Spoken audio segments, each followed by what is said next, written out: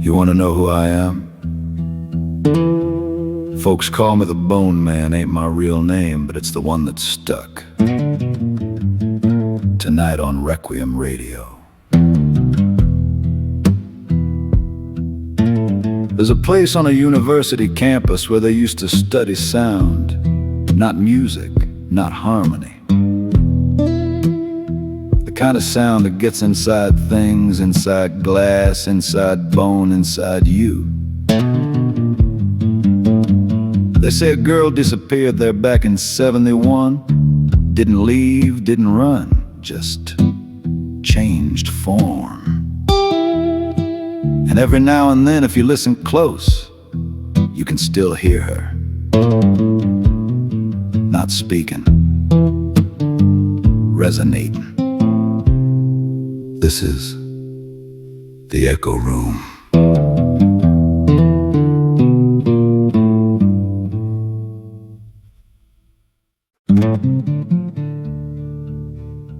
In a forgotten part of the university campus stood the old acoustics research department. A squat brick building, no windows, only one steel door.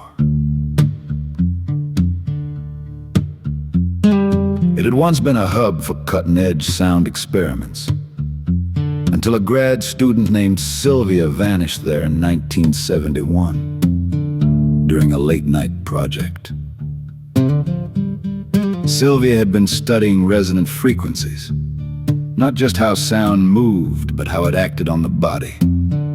Her notes showed diagrams of skulls, rib cages, inner ears, and one line written over and over. Everything has a frequency that breaks it. On the night she disappeared, campus security heard it. A low, pulsing hum coming from inside the building, not steady, adjusting, like it was searching. When they forced the door open, the sound stopped. Inside, the oscillator was still running. Her notes were scattered everywhere. At the center of the room was a circle of shattered glass, not broken, powdered, as if the air itself had crushed it. There was no sign of Sylvia, but there was a recording. They never released it. One technician who heard it said her voice didn't scream, it split, layered over itself like something was pulling it apart. The room was sealed, the project buried, but people kept going back. They said the silence wasn't empty, it pressed on you like something just below hearing. Then came the first incident. A student slipped inside and lasted less than a minute. He stumbled out bleeding from both ears, gasping that he could hear his own heartbeat louder and louder, until it felt like it was going to tear him open. After that, the university welded the door shut. No entry, no explanation. But the building never stayed quiet. Equipment in nearby labs began to fail. Recorders picked up nothing, but their circuits burned out trying. One professor, Dr. Park, heard it late one night. A tone, low breathing, coming from the sealed room.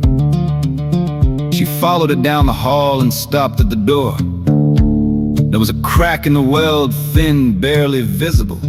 From inside, something pulsed. The lights above her began to hum and sync. The tone shifted.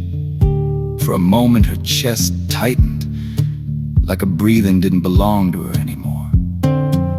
Then, silence. She didn't open the door.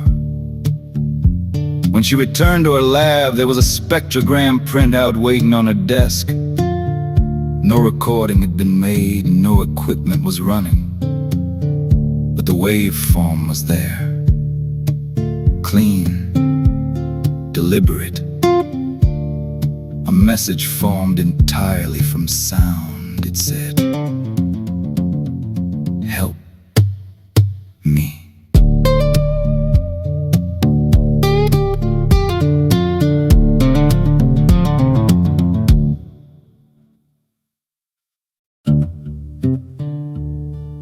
You've been listening to Requiem Radio, where music bleeds into the supernatural. And that was the Echo Room.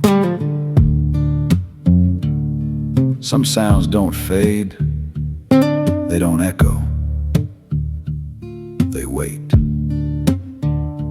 So if you ever hear something humming where it shouldn't be, don't try to match it. Don't try to follow it. And whatever you do, don't let it find your frequency. Ain't gonna be no more tonight, y'all rest easy. And don't let the dark drive you home.